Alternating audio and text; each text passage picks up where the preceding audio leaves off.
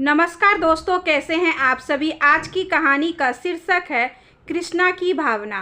कृष्णा जल्दी करो, पिक्चर निकल गई तो सब मज़ा किरकिरा हो जाएगा। देर मत करो, टैक्सी वाला बाहर इंतज़ार कर रहा है। बस थोड़ी देर रुक जाओ, चाबी नहीं मिल रही, पता नहीं कहाँ रख कर भूल गई। कमबख्त चाबी को भी इसी समय खोना था। अमर झुंझलाकर बाहर निकल गया। कृष्णा भी मन ही मन खींच रही थी। जब भी जल्दी होती उसे न जाने क्या हो जाता था, परंतु पहले तो उसके स्नायु तंत्र इतने कमज़ोर नहीं थे। ये सब पिछले कुछ महीने से होने लगा था, जब से उसने घर की संपूर्ण जिम्मेदारियों का बोझ अपने सर पर लिया था। तभी से वह असंतुलित सी हो गई थी। अचानक ही उसे माँ जी की कमी का एहसास हुआ। वह उनके बारे में सोचने लगी। माँ जी के व्यवहार को वह कितने गलत रूप में लेती थी। कदाचित उसने उनके स्नेही रूप को अंकुश का प्रतिबिंब समझा था। कृष्णा का सिनेमा देखने का उत्साह एकदम ठंडा पड़ गया। वह अपने आप में उलझ गई। उसके कानों में सिलाई मशीन की धड़-धड़ की आवाज़ गूंजने लगी। माँ जी घंटों तक मशीन पर काम करती रहती थीं। कृष्णा को सोचने पर मजबूर होना पड़ा।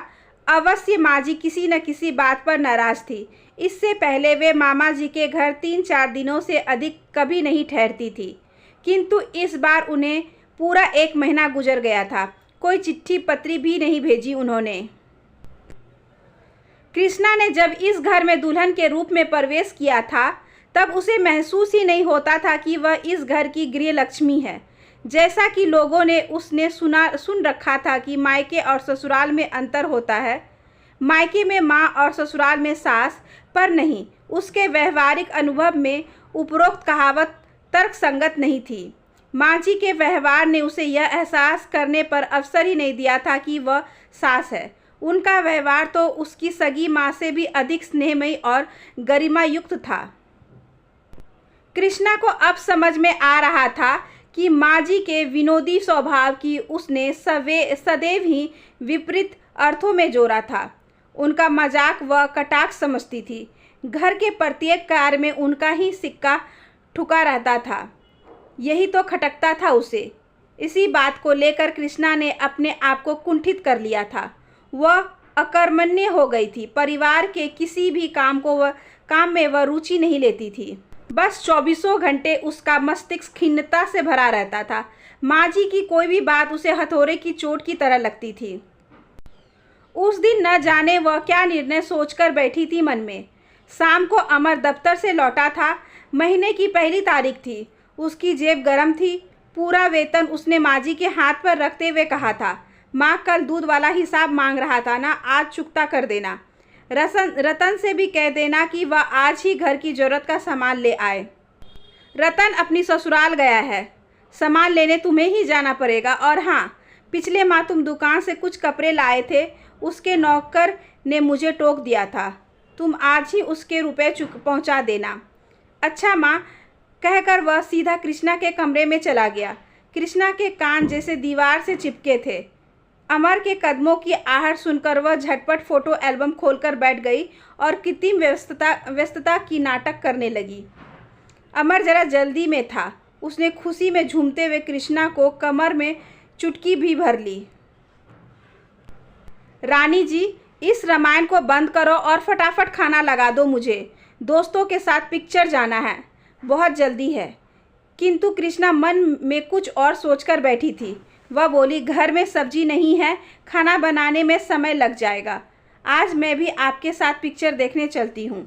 खाना हम किसी होटल में खा लेंगे। होटल में? दिमाग तो ठीक है तुम्हारा। मेरे दोस्तों के बीच बैठकर पिक्चर देखोगी तो क्या हुआ? क्या आपके दोस्त अपनी पत्नियों को सिनेमा नहीं दिखाते? तो आज मैं भी आपके साथ जाऊंगी। माँ जी से इजाज़त मांगे लेती हूँ। अमर की बात सुनने से पहले ही कृष्णा दरवाजे के बाहर निकल दी। अमर ने उसका रास्ता रोक लिया। कृष्णा, माँ के पास मत जाओ, मैं तुम्हें दोस्तों के साथ नहीं ले जा सकता। घर की मर्यादाओं का कुछ तो ख्याल करो। कृष्णा की आंखों में तलवार की धार की चमक उभर आई। वह तेज स्वर में बोली, आप मुझे जानवरों की तरह कैद करना चाहते हैं? क्या मैं इंसान नहीं हूँ? क्या मेरी भावनाएं नहीं हैं कि मैं भी मनोरंजन करूं, घूमने जाऊं, खुली हवा में सांस ले सकूं? तुम्हें मना किसने किया है? दिन भर खाली रहती हो, कहीं भी उठ बैठ सकती हो, शकुंतला के साथ पिक्चर जा सकती हो। बिना पैसे के ना तो पिक्चर देखी जा सकती है और ना ही बाजार घूमा जा सकता है। आपको मेरी ज़रूरतों की चिंता ही कहाँ है? आपको तो केवल अपने आप से मतलब है। तुम्हारा मतलब क्या है? अमर का चेहरा तमतमा गया। मेरा कोई मतलब नहीं है, सिर्फ आपको बताना चाहती हूँ कि इच्छाएं सभी की समान होती हैं। आप अपने वेतन के मालिक हैं। जब भी जिस तरह चाहा उसी पर खर्च किया। मेरी महत्वाकांक्षाएं तो अभावों के बीच घुट कर रह जाती है। कृष्णा का गला भरा गया। अमर के माथे पर बल पड़ गए। कृष्णा का चेहरा उसने हथेलियों के बीच ले लिया और बोला, कृष्णा, शादी के बाद आज पहली बार मैंने तुम्हारे मुंह से इस तरह की बातें सुनी है। क्या बात है? क्या तुम्हें मेरे प्यार में कोई कमी नजर आई? तुम सुखी नहीं हो इस घर में? कृष्णा ने जवाब नहीं दिया। सिसकती हुई वह अपने कमरे में बंद हो गई। अमर किंग कर्तव्य विमूढ़ रह गया।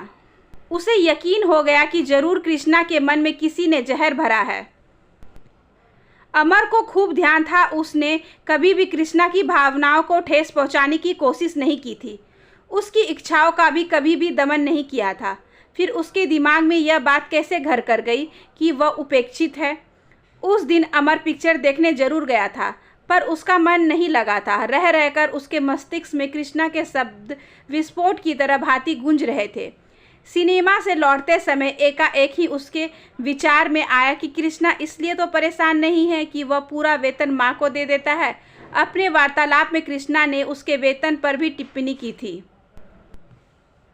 दूसरे दिन अमर ने यह आभास भी नहीं होने दिया कि कल उनके बीच किसी भी प्रकार का विवाद भी हुआ था। उसने खुद ही बात को सामान्य करने के लिए कहा, कृष्णा, कल की पिक्चर बहुत अच्छी थी। आज तुम माँ के साथ देख आना। मेरा देखने का मूड नहीं है। कृष्णा ने रूखा सा उत्तर दिया। कल तुम खुद ही चाह रही थी, आज मैं कह रहा हूँ तो इनकार कर रही हो। समझ में नहीं आता कि तुम चाहती क्या हो। अमर झल्ला गया। आप व्यर्थ ही परेशान हो रहे हैं। मेरा सचमुच मूड नहीं है। पिक्चर में पैसे बेकार चले जाएंगे।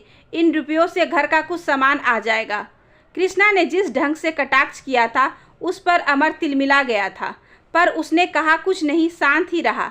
बात आगे बढ़ाकर वह घर के वातावरण को अशांत करना नहीं चाहता था। अमर दफ्तर चला जाता तो घर की व्यवस्था माँ जी को ही संभालनी पड़ती थी। कभी घर में तेल नहीं तो कभी लकड़ी। माँ जी तत्काल बाजार जाती और आवश्यकताओं की पूर्ति करती।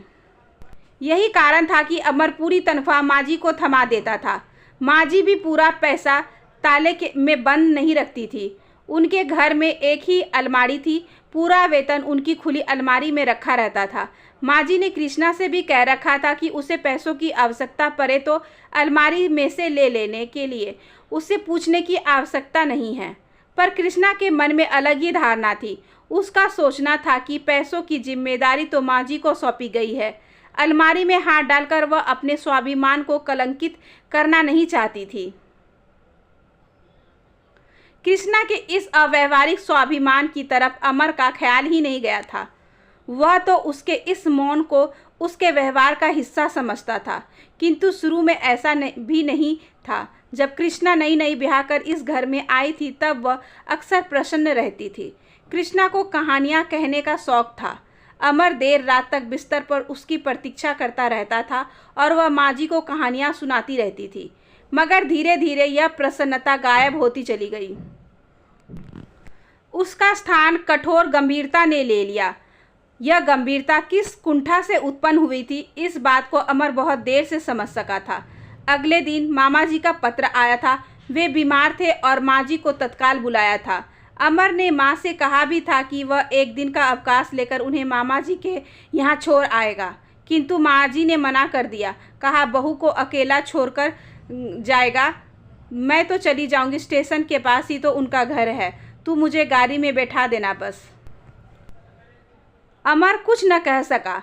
उसे कहाँ पता था कि माँ जी ने उसके और कृष्णा के बीच उत्पन्न विवाद को सुन लिया था। उसी दिन से उन्होंने एक विचित्र सी खामोशी अख्तियार कर ली थी। मामा जी का पत्र पाकर उनकी भाव मुद्रा बदली थी। वे उसी दिन ट्रेन से चली गई थी। तब से अब तक उनके बारे में आने की कोई सूचना नहीं मिली थी और ना ही उन्होंने पत्र डाला था। वह तो एक दिन अमर ने ही दफ्तर से मामा जी के यहाँ फ़ोन किया था। मामा जी ने स्पष्ट कह दिया था कि उनकी बीमारी लंबी है, वे बहन को इतनी जल्दी नहीं भेज सकते। माँ जी की अनुपस्थिति में घर के सारे कार्य कृष्णा के सिर पर आ पड़े। माँ जी के रहते उसे मुश्किल से खाना बनाना पड़ता था। खाना खाने के बाद उसका बाकी समय बिस्तर पर गुजरता था। वह कुछ न कुछ पढ़ती ही रहती थी, परंतु अब तो काम की व्यस्तता से समय निकालना असंभव प्रतीत होता था। अगले माह अमर ने पूरा वेतन कृष्णा की हथेली पर रखते हुए कहा था, सामान की लिस्ट बनाकर रतन को दे देना। तुम्हें अपना कुछ खरीदना हो तो शाम को मेरे साथ चलना। कृष्णा की खुशी का ठिकाना ही नहीं था। शादी के बाद पहली बार उसने अपने हाथ पर 6,000 रुपये देखे थे। इन रुपयों पर उसका अपना अधिकार था। वह अपने अनुसार इन्हें खर्च करेगी। रुपयों के उसने कई बार गिना। हर बार उसे कम ज़्यादा गिनती प्रतीत होती थी। कृष्णा ने जरूरी सामान की लिस्ट बना ली। कुछ रुपए पिछले उधार वालों को भी देने थे। कुछ हिसाब जोड़ा तो खुशी पहले की अपेक्षा कम होती गई। कुल हिसाब को चुकता करने के पश्चात उसके हाथ में मुश्किल से 300 रुपये बचते थे। कृष्णा सोच में डूब गई। मात्र 300 रुपये बचेंगे, इसमें पूरे महीने की सब्जी के अलावा आकस्मिक काम भी पड़ जाते हैं। ऊपर से अमर उसे इच्छित वस्तुएं खरीदने के लिए बाजार ले जाने वाले थे। यदि आज ही इच्छित वस्तुएं खरीद ली गई तो पहाड़ सा महीना कैसे गुजरेगा। पहली बार उसके दिमाग में यह बात आई। वह तो शुरू से ही न जाने क्या क्या सोचे बैठी थी। पति के वेतन से वह सारी अभिलाषाओं की पूर्ति करेगी। बड़े ऊंचे सपने थे उसके। यौवन की दहलीज पर कदम रखते ही उसकी महत्वाकांक्षाएं बढ़ गई थी। अपने अभावों की पूर्ति उसने पति के घर से पूरी करने की कल्पना की थी, परंतु अब प्रतीत हो रहा था कि कल्पनाएं मात्र कल्पनाएं करने के लिए ही होती है।